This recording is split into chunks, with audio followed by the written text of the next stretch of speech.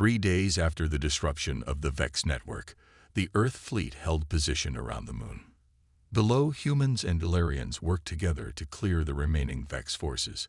Without their central command, the alien invaders had become disorganized and much easier to defeat. Commander Carter stood on the bridge of the Redemption surveying the tactical display. The Vex command station had been destroyed, along with most of their fleet. Those that survived had fled the system. "Damage report," he asked Lieutenant Bell. "Of our original 718 ships, 412 remain operational," she replied. 179 were destroyed. The rest are damaged but repairable. Carter nodded solemnly. The cost had been high, but they had won. Earth was safe. On the surface, Dr. Wright and Major Patterson stood with Kira atop a hill overlooking the former Vex complex. Earth troops and Illyrian fighters moved through the area, securing buildings and freeing enslaved Illyrians. "Your people fought well," Kira said to Patterson. "So did yours," he replied.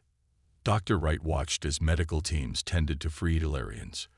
Many had been implanted with Vex control devices. Earth doctors were working with Illyrian healers to remove them safely. "What will happen now?" she asked. Patterson checked his tablet.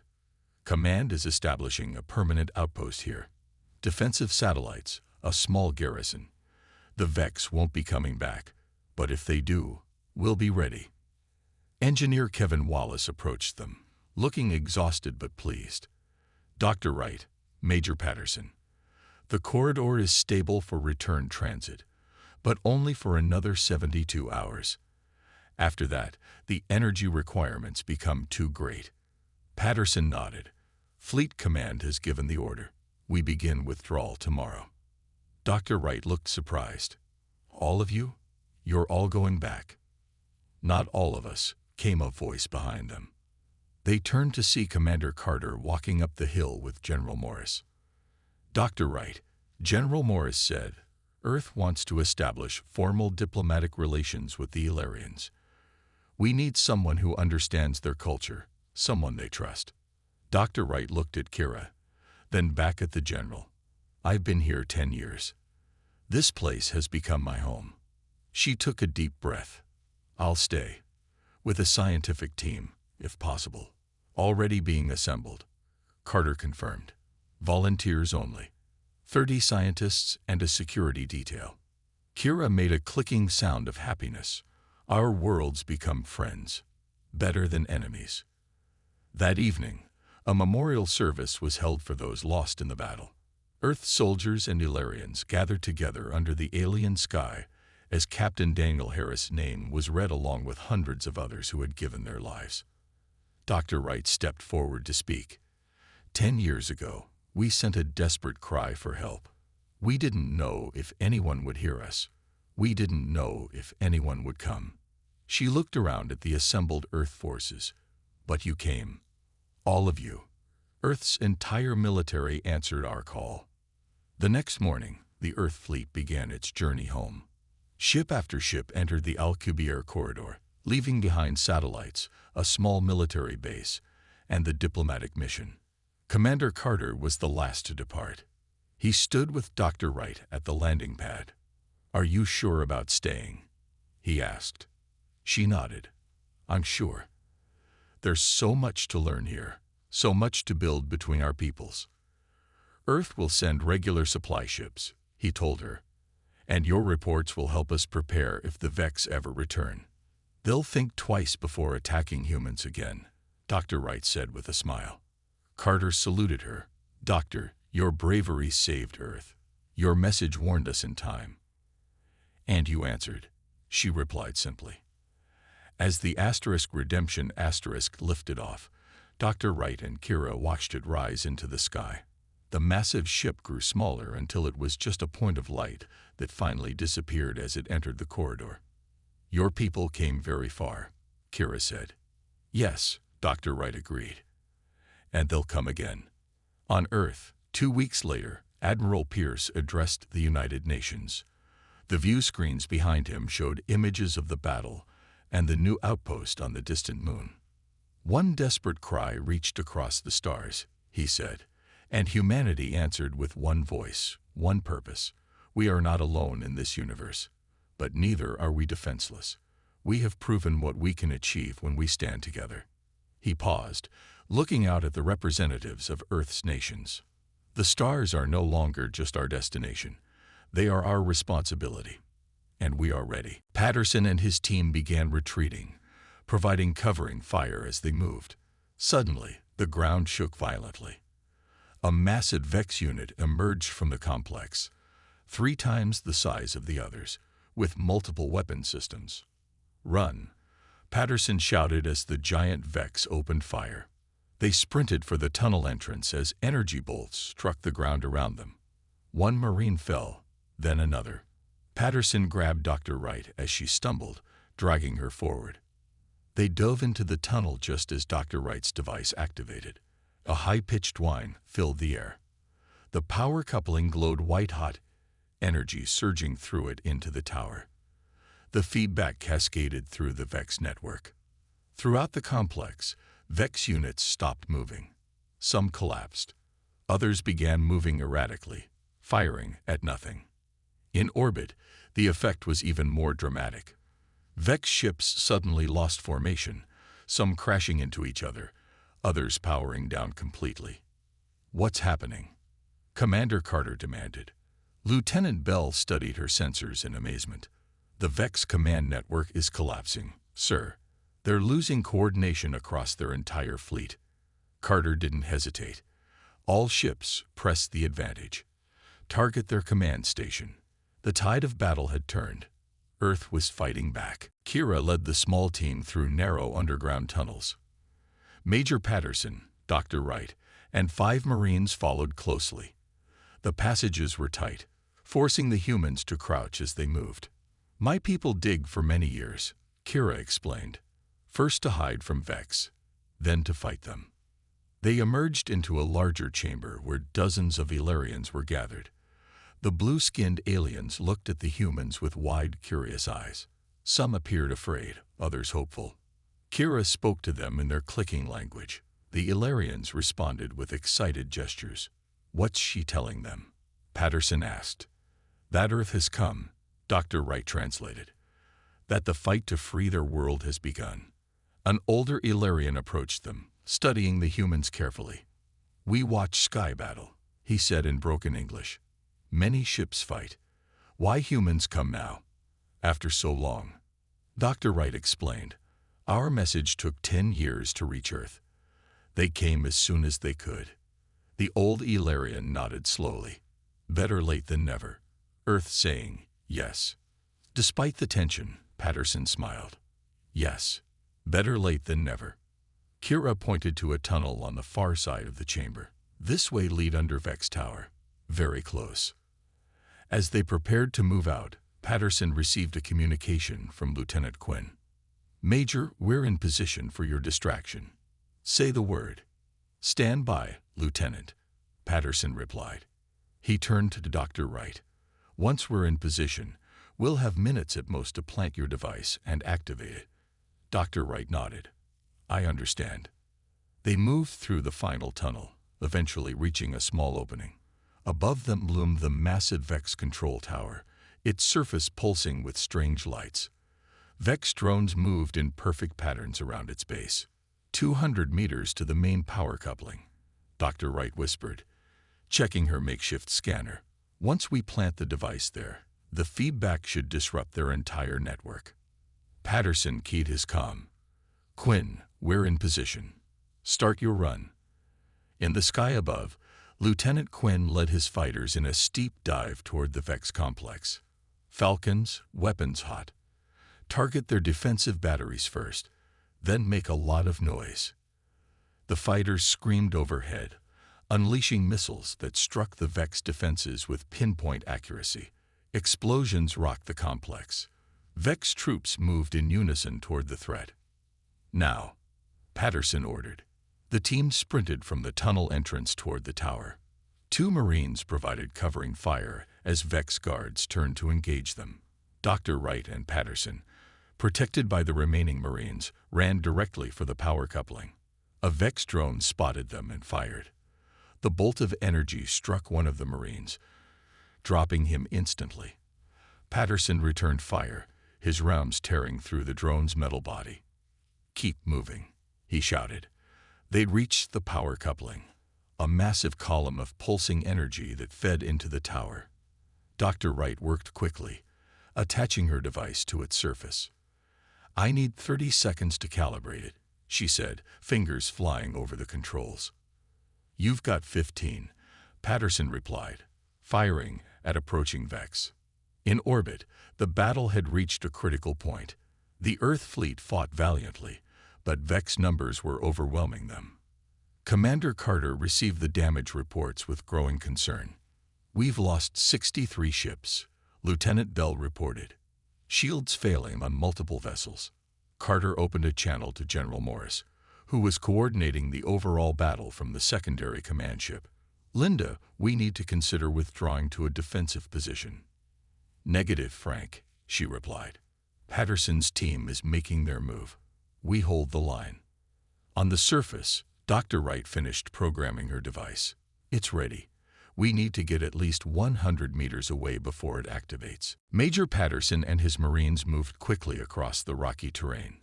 Overhead, Lieutenant Quinn's fighters screamed past, engaging Vex aircraft in fierce dogfights. The sky flashed with weapons fire. 1 kilometer to the survivors' position, Patterson told his team. "Stay alert."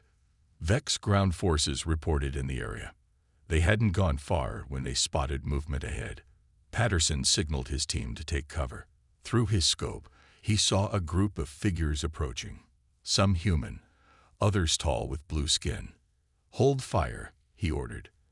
"I think that's our people." Dr. Wright led her small band forward, with Kira and 2 other Illyrians flanking them. When she saw the Earth Marines, she broke into a run. "Earth Defense Force," she called out. Patterson stepped from cover. "Major Scott Patterson, 3rd Marine Division." "Dr. Wright, I presume."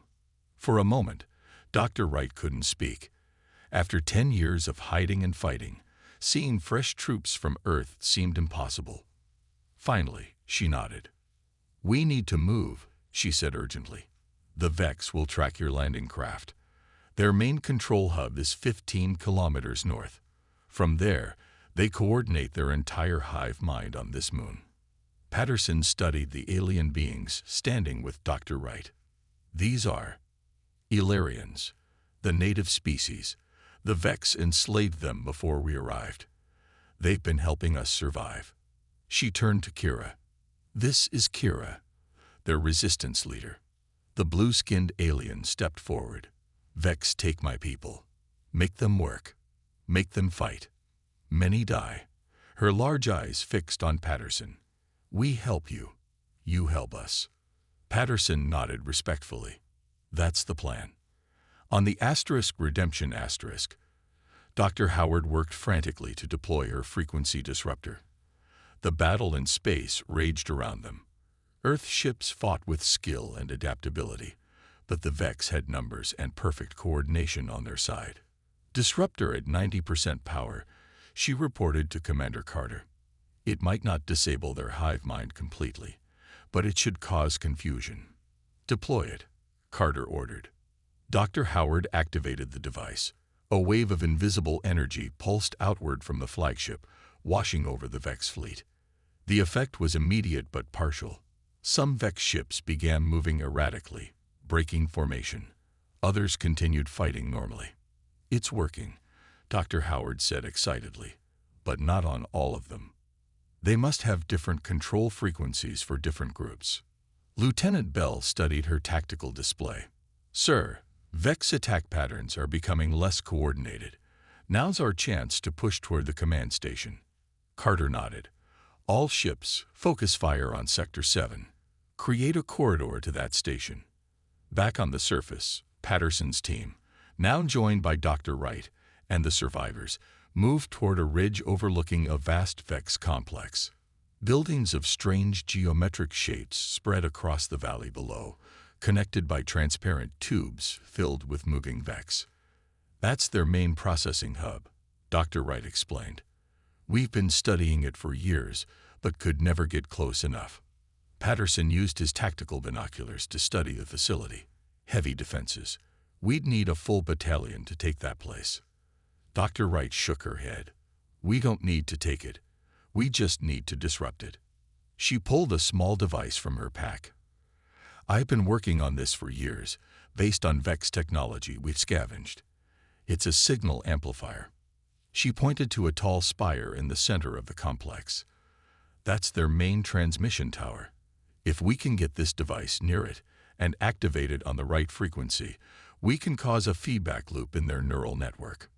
Patterson looked doubtful. How close do we need to get? Inside the perimeter. About 200 meters from the tower. The Marine commander activated his comm.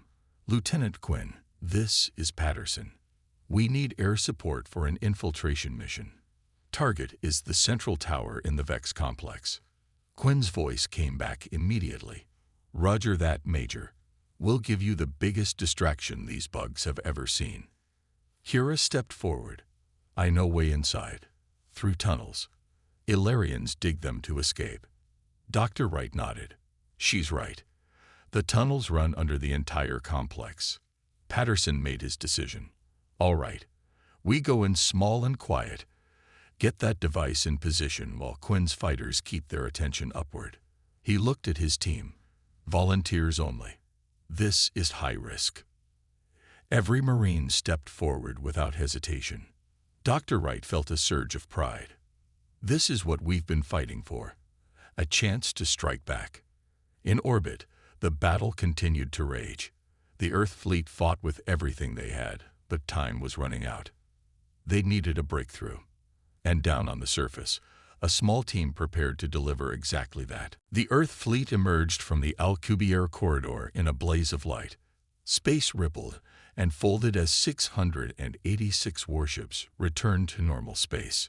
8 more vessels had been lost during the journey, their hulls unable to withstand the stresses of corridor travel. Major Scott Patterson stood in the troop bay of his assault shuttle, watching the tactical display with his team. The moon where the Stargazer had been attacked hung in space before them. So did something else, a massive structure orbiting the moon. What is that thing? Asked a Marine beside him. Vex Command Station, Patterson replied. And look, those must be their ships. The display showed hundreds of angular vessels moving in perfect formation around the structure. The Vex had clearly been busy in the 10 years since the Stargazer incident. On the bridge of the Redemption Commander Carter assessed the situation rapidly. Tactical analysis, he ordered. Lieutenant Catherine Bell studied her screens intently. Sensors show approximately 900 Vex vessels, sir. Their command station is heavily shielded. No immediate response to our arrival. They seem confused. They'd never faced a military force before, Carter noted. Just research vessels and civilian ships. He opened a channel to the entire Earth fleet. All ships, battle formation Delta. Fighters launch on my mark. Throughout the fleet, pilots raced to their craft. Lieutenant Quinn led his squadron to the launch tubes of the carrier Intrepid Falcons, our mission is to locate the Stargazer survivors and provide air support. He told his pilots, stay in formation and watch for Vex interceptors. Launch in 30 seconds, announced the flight controller. Quinn took a deep breath. He looked at the photo taped to his instrument panel, his wife and daughter back on Earth. This is for you, he whispered. Commander Carter opened a direct channel to the Vex command station. Attention Vex forces. This is Fleet Commander Frank Carter of the Earth Defense Fleet. You took our people. We've come to get them back. For several seconds, there was no response. Then a harsh, mechanical sound came through the speakers, not quite a language, more like digital noise with patterns. They're trying to communicate, Lieutenant Bell said, but they don't use language like we do. Sir, called the sensor officer, Vex vessels are moving. They're taking up attack positions. They gave us their answer, Carter said grimly. All ships, engage. Operation Homecoming is a go. The space around the moon erupted in chaos as Earth's military might clashed with the Vex swarm. Human ships broke into smaller tactical groups, following Dr. Howard's strategy of forcing the Vex to respond to multiple threats simultaneously. On the surface, Dr. Wright and her small band of survivors watched the sky light up with weapon fire. "Someone came," she whispered, hardly daring to believe it. "Earth sent help." Green pointed to approaching craft. "Those aren't Vex ships. Those are human fighters." Dr. Wright grabbed their emergency transmitter. "This is Dr. Samantha Wright of the Stargazer Earth Forces. Do you copy?" Lieutenant Quinn's voice crackled through her receiver. "Dr. Wright, this is Falcon Leader. We have your position. Rescue teams are inbound. Hold tight." Tears filled Dr. Wright's eyes. "We've been holding for 10 years, Falcon Leader." In the caves behind them, a native of the moon approached cautiously. The Illyrians, as Dr. Wright had named them, stood slightly taller than humans with blue-tinted skin and 4 arms. This one, named Kira, had become their ally over the years. "The Sky Warriors have come?" she asked in broken English learned from the survivors. "Yes," Dr. Wright answered. "My people have come." Kira made a series of clicking sounds that signaled happiness in her species. "We fight together now. End Vex control." Major Patterson's assault shuttle broke through the atmosphere, dodging Vex fire. 3 similar craft followed close behind. "Approaching landing zone," the pilot reported. "Heavy resistance expected." Patterson checked his weapon one final time. "Remember, people, primary objective is to locate and extract Stargazer survivors. Secondary objective is to gather intelligence on Vex capabilities." He grinned at his team. "Let's show these bugs what happens when you mess with humans." The shuttle touched down 1 kilometer from the survivor's position. Patterson led his Marines out, weapons ready. Overhead, Quinn's fighters engaged Vex aircraft, keeping them away from the rescue operation. For the first time in 10 years, Dr. Wright felt something long forgotten. Hope. The Alcubierre corridor twisted reality around the Earth fleet. Inside the flagship Redemption Fleet Commander Frank Carter gripped his command chair as the vessel shuddered violently. "Status report," he shouted over the alarms. "Corridor walls stable at 82%, replied his science officer. "Hull stress increasing but within tolerance. We're holding formation with 694 vessels." Carter frowned. "We launched with 718. 24 ships couldn't maintain structural integrity. They had to turn back." Carter nodded grimly. They had expected losses. The corridor technology was untested at this scale. He opened a channel to the entire fleet. "All vessels, this is Commander Carter. Transit is proceeding as expected. Estimated arrival at Epsilon Eridani in 17 hours. Maintain your positions." On the military transport Horizon Dr. Nicole Howard worked frantically in her mobile lab. Screens around her displayed data from the Stargazer transmission. She studied the movements of the Vex aliens, searching for patterns. "They move as one," she muttered to her assistant. "But there must be a control mechanism." She adjusted a simulation on her screen, testing different electromagnetic frequencies against the Vex neural patterns. "Look here," she said, pointing to a reaction in the model. "They seem sensitive to this specific frequency range. It disrupts their coordination." Her assistant looked doubtful. "But we'd need to hit them all simultaneously for it to work." "Then that's what we'll do," Dr. Howard replied, already drafting a message to Commander Carter. Meanwhile, at the far end of the corridor, the surviving crew of the Stargazer fought for their lives. After the initial attack 10 years earlier, only 11 of the original 43 crew members had escaped. They hid in deep cave systems on the moon, emerging only for necessary supplies. Captain Harris was gone, captured during the attack. Dr. Samantha Wright now led the survivors. She crouched at the entrance of their current hideout, watching Vex patrols through makeshift binoculars. "They're searching a new sector today," she whispered to Alicia Green, the former first officer who had escaped with her. They never give up, Green replied. 10 years, and they're still looking for us. They want to know about Earth, Wright said. Harris and the others never told them. I'm sure of it. Green checked her stolen Vex weapon. Tonight, we hit their communications array. Slow them down even more. Dr. Wright nodded. Over the years, their small band had become effective guerrilla fighters. They couldn't defeat the Vex, but they could frustrate them, sabotage them, and most importantly, prevent them from learning Earth's location. They didn't know if their distress call had ever reached home. They had no way of knowing if Earth even still existed, but they fought on anyway. Back in the corridor, Lieutenant Jason Quinn led his fighter squadron through combat drills. The confined space made traditional maneuvers impossible, but they practiced anyway. Keep it tight, Falcons, he instructed his pilots. When we exit the corridor, we'll likely face immediate hostiles. Sir, one of his pilots asked, what if the Vex have grown stronger in the last 10 years? What if they've already sent ships toward Earth? Then we hit them hard and fast, Quinn replied. We're humanity's first line of defense now. On the Redemption's bridge, Commander Carter received an urgent message from engineering. Sir, corridor stability dropping to 68%. Structural stress increasing on all vessels. Carter looked at the rippling blue-white walls of the corridor visible on the view screen. They flickered ominously. Reduce speed, he ordered. Tell all ships to reinforce forward shields. His communications officer turned suddenly. Sir, we're picking up a transmission. It's faint, but it's coming from Epsilon Eridani. Put it through, Carter ordered. Static filled the speakers, then a woman's voice broke through, weak but determined. This is Dr. Samantha Wright of the Stargazer.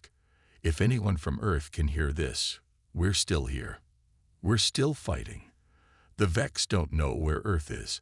I repeat, they don't have Earth's location, but they're building something big. Some kind of portal technology. We don't have much time left. The transmission cut off abruptly. Commander Carter looked at his officers.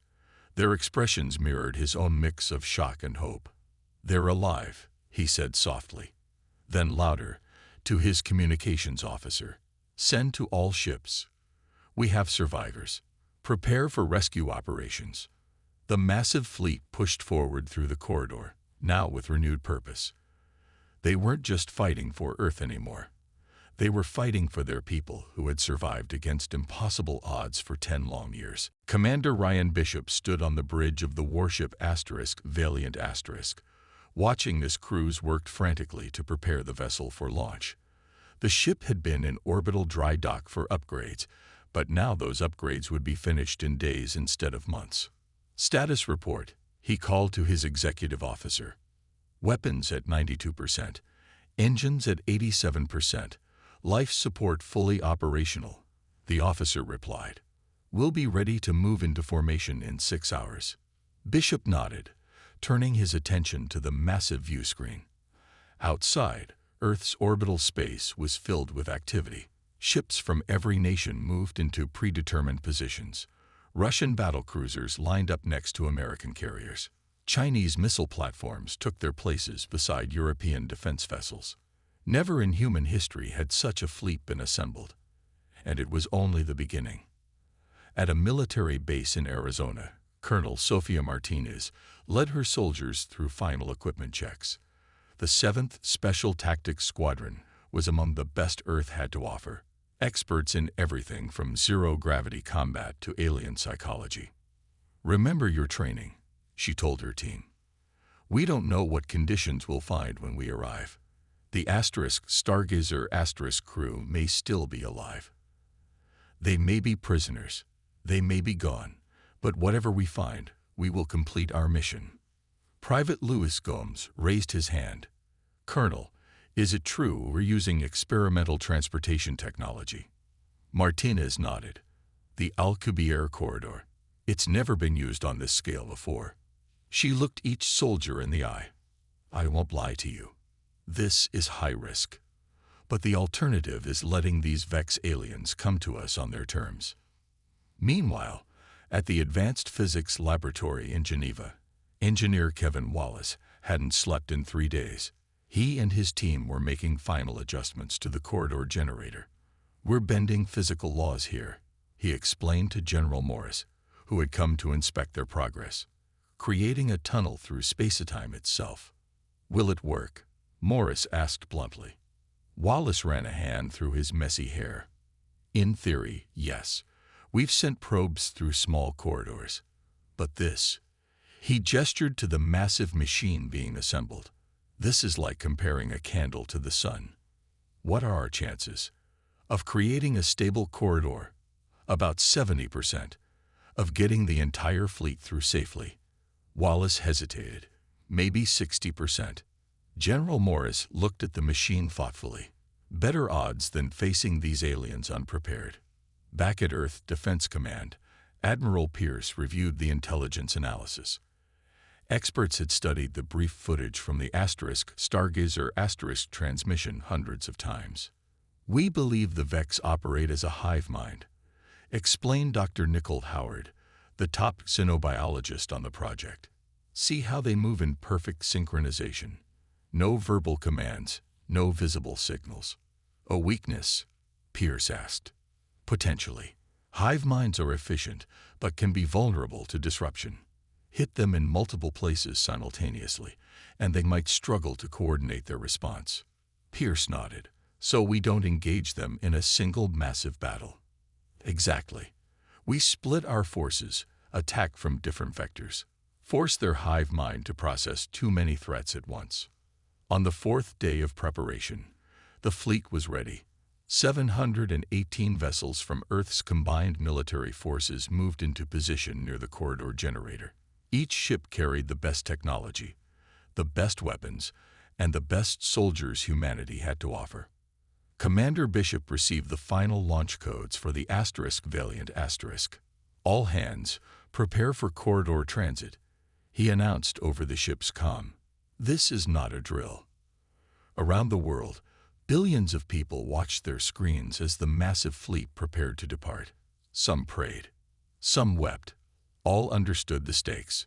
In the command center, Admiral Pierce gave the final order. "Activate the corridor." Engineer Wallace's team initiated the sequence. Space itself seemed to ripple, then tear open into a swirling tunnel of blue-white energy. "Corridor is stable," Wallace reported, his voice tight with tension. "Transit window opens in 30 seconds. Admiral Pierce took a deep breath. "Send the signal." Throughout the fleet, all ships received the same message. 3 simple words that carried the weight of humanity's future. Operation Homecoming begins. The first ships moved forward, entering the corridor. Earth's response to one desperate cry was on its way. The message took 10 years to reach Earth. At Earth Defense Command headquarters in Colorado Springs, communications specialist Eric Taylor was ending his shift when the alert sounded. He stared at his screen, blinking with disbelief. "Sir, Priority 1 distress signal from deep space," he called to his supervisor. The signal was weak, degraded by its journey across 10.5 light years. But the fear in Captain Harris's voice came through clearly enough. So did the images of the alien attack. Within 20 minutes, Admiral Gregory Pierce stood in the command center watching the message for the 3rd time. His face grew more serious with each viewing. "When was this sent?" he asked. "Based on signal analysis, approximately 10 years ago," a technician answered. Admiral Pierce nodded slowly. "And the Stargazer was a civilian research vessel. Minimal weapons, standard shields." He turned to General Linda Morris, who had just entered the room. "Linda, I think we're looking at first contact gone very wrong. The question is whether these aliens know where Earth is," General Morris said, her eyes fixed on the frozen image of the insect-like creatures boarding the Stargazer. "We have to assume they do," Admiral Pierce replied. "If they captured the ship, they have its navigation data." He straightened his uniform. "Get me the Security Council." Now, 4 hours later, Admiral Pierce addressed the World Security Council through a secure video link. Representatives from 23 nations watched grimly as he played the distress call. "Ladies and gentlemen, we face a possible extinction-level threat," Pierce said when the recording ended. "These aliens, we're calling them the Vex based on ship marking analysis, appear technologically advanced and clearly hostile. They attacked without provocation and show signs of being a predatory species that enslaves others." The Russian representative spoke first. "You're suggesting a military response to a system 10.5 light-years away. That's impossible." "Not impossible," Pierce countered. "Difficult. We've been developing long-range transport technology for just such a scenario." He nodded to a woman sitting beside him. "Dr. Lee will explain." Dr. Jane Lee, the lead scientist of Project Horizon, stood up. "We've been developing the Alcubierre corridor for 15 years. It's a form of controlled wormhole that could allow us to reach Epsilon Eridani in days rather than years." "Has it been tested?" the Chinese representative asked. "On small scales, yes. Never with large vessels or across this distance," Dr. Lee admitted. "But the theory is sound." General Morris stepped forward. "Ladies and gentlemen, we're proposing activation of Protocol 19. A heavy silence fell over the meeting.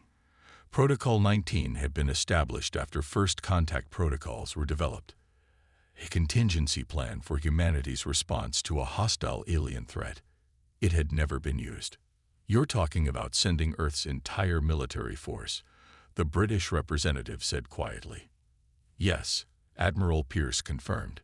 "Every ship, every soldier, every weapon. A unified human response. We leave enough for planetary defense, but we take the fight to them before they can bring it to us." "The risk is enormous," said the Indian representative. "If we fail, Earth will be virtually defenseless." "And if we do nothing?" Pierce asked. "We have a single research vessel with 43 people aboard who called for help. We may already be too late for them. But if these Vex are what they appear to be, a hive species that conquers and enslaves, they won't stop with the ****. They'll come for Earth next." The Brazilian representative leaned forward. "Even if we agree, how do you coordinate forces from 23 different nations? Different languages, different protocols, different technologies." General Morris smiled slightly. "We've been preparing for this day. The unified command system was designed for exactly this scenario. One chain of command, one mission." Admiral Pierce surveyed the faces on the screen. "The vote must be unanimous under Protocol 19. Humanity stands together, or not at all."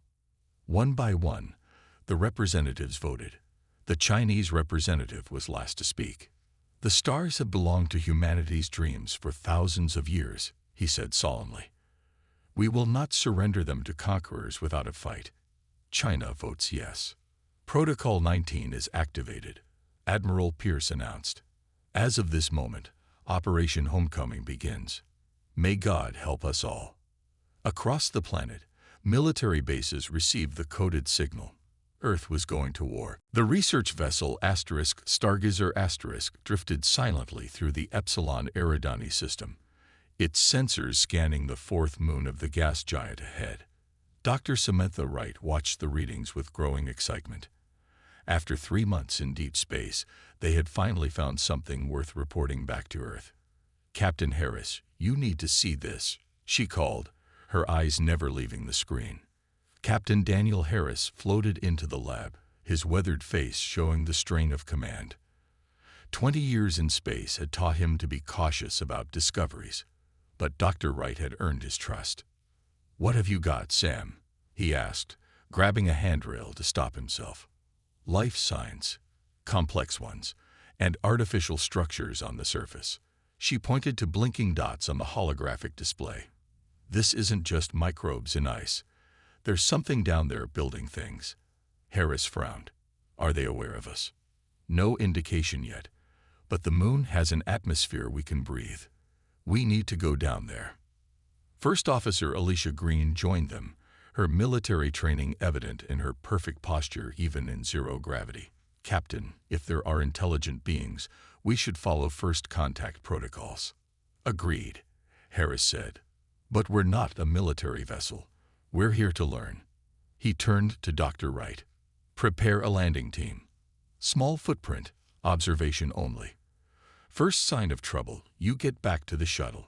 12 hours later, Dr. Wright led a team of 5 researchers across the rocky surface of the moon. Strange blue plants grew between cracks in the stone, reaching toward the distant sun. The air was thin but breathable. Keep comm lines open, Harris reminded them from orbit. I want updates every 15 minutes. The team moved slowly toward a structure that appeared to be carved into a hillside. It wasn't until they crossed the next ridge that they saw the city, if it could be called that. Thousands of tower-like structures rose from the valley floor, connected by transparent tubes. My God, whispered Dr. Kelly, the team's anthropologist. An entire civilization. Dr. Wright was about to respond when she noticed movement. Hundreds of creatures emerged from the towers. They moved with strange, jerking motions, like insects but the size of humans. Their bodies gleamed with a metallic shell. Captain, we have visual on the inhabitants, Dr. Wright reported. They appear to be some kind of insectoid species. Are they approaching you? Harris asked, tension in his voice. No, there. Dr. Wright stopped as she noticed smaller creatures being herded by the larger ones. These moved differently, more fluid, more natural. Captain, I think we're seeing 2 species.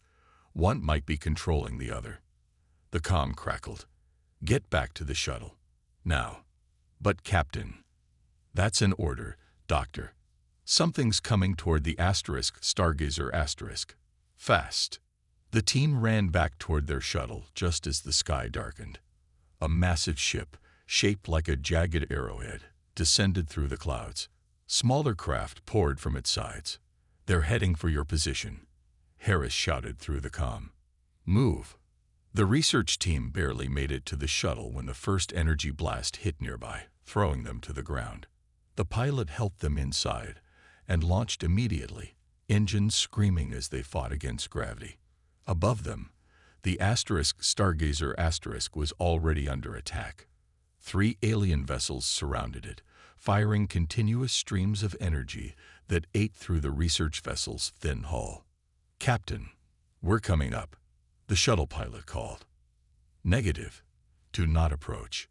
Harris's voice was calm despite the chaos visible behind him. The main drive is hit. We're venting atmosphere. Find somewhere to hide on the surface. We can't leave you, Dr. Wright shouted. You have to. More explosions rocked the captain's image. We'll try to draw them away.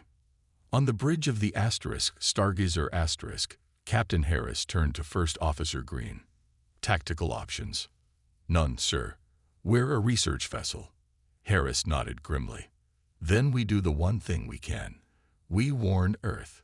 He pressed the emergency broadcast system. This is Captain Daniel Harris of the Earth vessel Stargazer. We are under attack by unknown hostile forces at Epsilon Eridani. They have advanced technology and show no interest in communication. The ship shuddered as another blast tore through the hull. They're boarding us, Green reported. Harris looked at the camera, his face set with determination. If anyone receives this, Earth needs to know. These creatures, they enslave other species. They will come for us next. This is our warning. This is our desperate cry. The transmission cut off as the first of the alien creatures broke through the bridge door.